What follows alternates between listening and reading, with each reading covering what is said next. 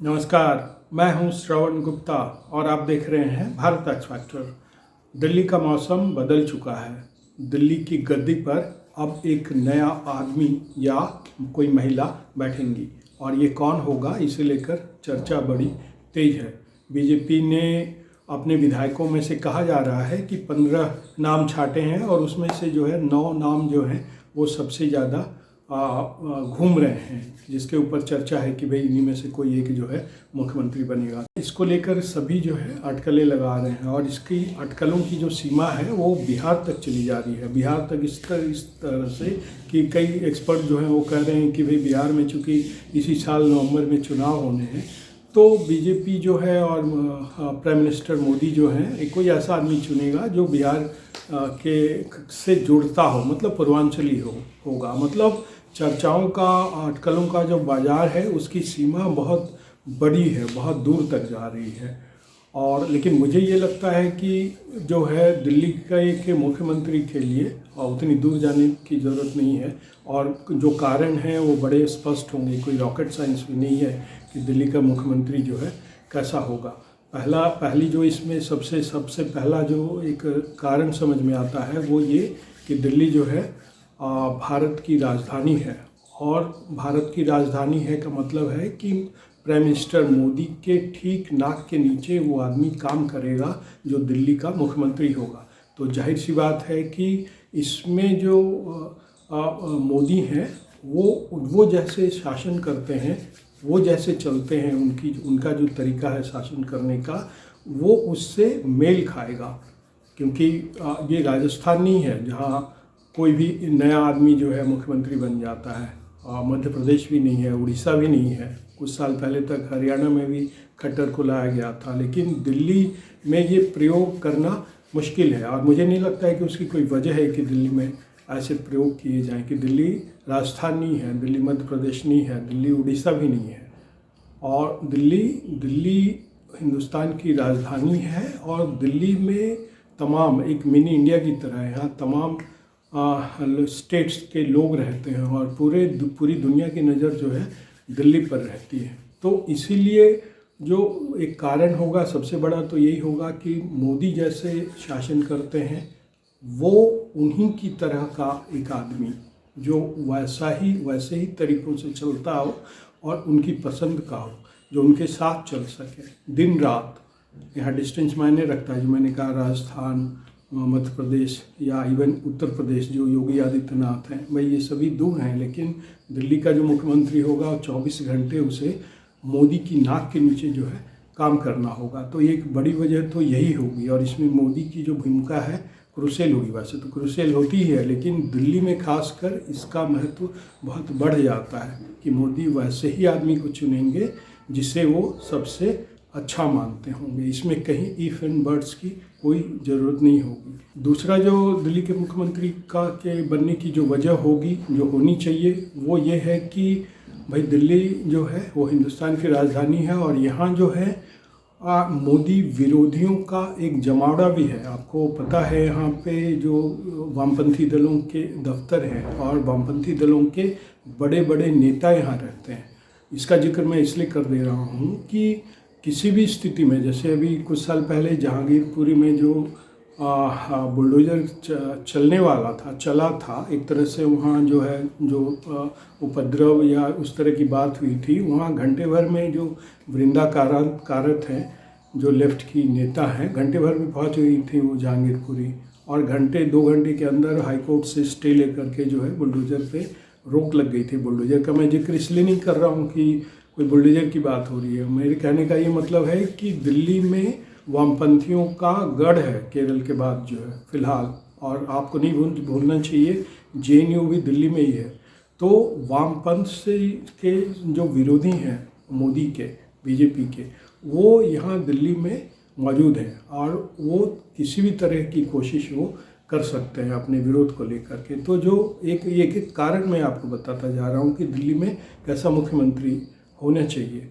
तो एक तो ये हो गया, प्लस दूसरा यहाँ पे जो मोदी विरोधी हैं, बीजेपी विरोधी हैं, वो बड़े बड़े एक्टिविस्ट यहाँ रहते हैं। यहाँ प्रशांत भूषण जैसा वकील रहता है जो धुर मोदी विरोधी है। तो ये तमाम इस तरह की चीज़ें यहाँ पे मौजूद है। आप और अभी जो बीजेपी की जो स्थिति है, आपने देखा होगा अभी जामिया मिलिया जो यूनिवर्सिटी है वहाँ पे अभी कोई बवाल हुआ था 2-3 दिन पहले, और वहाँ कुछ छात्रों को हिरासत में लिया गया था। अभी 2-3 दिन पहले ही जो है अमानतुल्लाह खान जो आपके विधायक हैं उन्हें लेकर के बवाल हुआ था।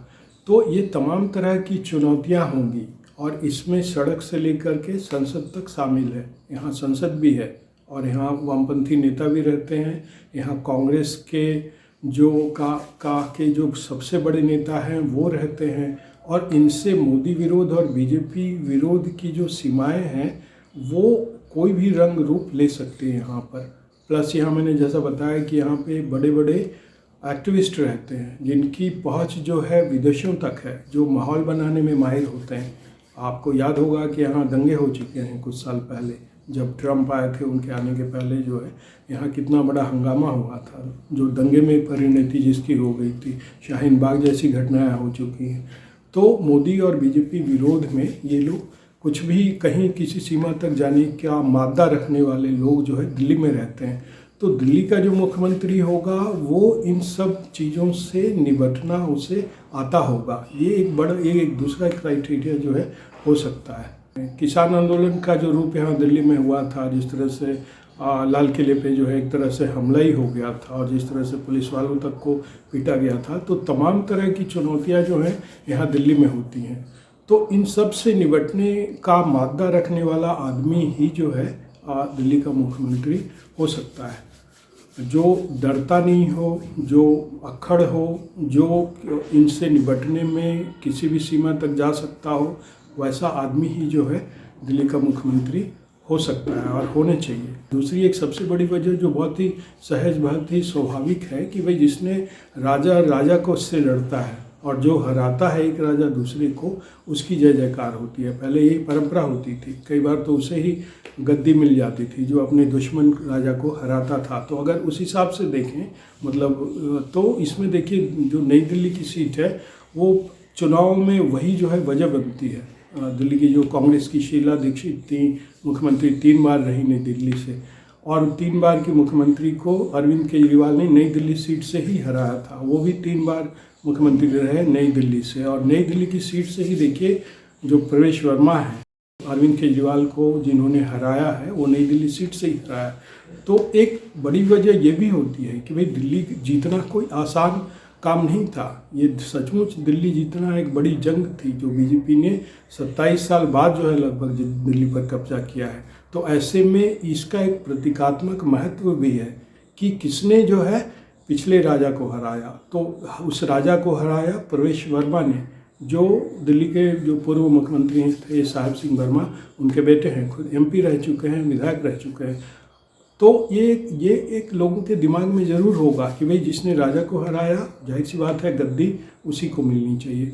और अगर उनका स्वभाव भी देखें, उनकी राजनीति को भी देखें, तो वो भी जो है बड़ा माकूल बैठता है। जो मैंने कई चीज़ें अभी बताई कि दिल्ली का मुख्यमंत्री किसे होना चाहिए, किस तरह के आदमी को होना चाहिए, वो प्रवेश वर्मा से दिखता है। क्योंकि वो जाट हैं, अक्खड़ हैं, अड़ जाते हैं, डरते नहीं हैं। चुनाव के पहले जिस तरह से उन्हें दरअसल बहुत सारी बातें तो उनकी जो राजनीति है वो अरविंद केजरीवाल को हराने में ही दिख गई कि जिस तरह से वो लड़े और अरविंद केजरीवाल को हराया। तो वो उनकी जो खासियत है वो बहुत सारी चीज़ें दिखी भी। प्लस जाट हैं, तो दिल्ली में जाटों का बहुत प्रभाव है, जाहिर सी बात है। पश्चिमी उत्तर प्रदेश में, हरियाणा में और जो है राजस्थान तक में जाटों का असर होता है। तो ये तो राजनीतिक बात हुई कि भाई जाट हैं तो उसका असर है। लेकिन सबसे बड़ी खासियत जो प्रवेश वर्मा की ये है, जो जिस तरह की राजनीति वो करते हैं और दिल्ली में जिस तरह का आदमी चाहिए वो उनसे काफ़ी मेल खाता। और दूसरा जो लोग कह रहे हैं कि नहीं बिहार या पूर्वांचली या कोई महिला या फिर बनिया कोई पंजाबी, तो मुझे नहीं लगता है कि ये वजह होगी। क्योंकि मध्य प्रदेश में हो सकता है कि ये वजह हो कि भाई कोई ऐसा आदमी जिसे के बारे में दुनिया नहीं जानती हो बना दे, राजस्थान में बना दे। लेकिन दिल्ली में ऐसा नहीं चलेगा। दिल्ली में एक ठोस आदमी चाहिए जो दिल्ली को जानता हो, दिल्ली का हो, और दिल्ली में अपने ढंग से जो है अपनी विरोधियों को मात देने का मादा रखता हो, हिम्मत रखता हो, और वो मोदी के साथ चल सकता हो, जो मोदी की पसंद हो। फिलहाल जो 8-9 नाम चल रहे हैं उसमें प्रवेश वर्मा बहुत ही सहज स्वाभाविक कैंडिडेट लगते हैं। अब देखिए क्या होता है, 1-2 दिन बाद तो पता ही चल जाएगा, हो सकता है कल परसों ही पता चल जाए। तो आज के एपिसोड में इतना ही, और हमें आज्ञा दीजिए। नमस्कार।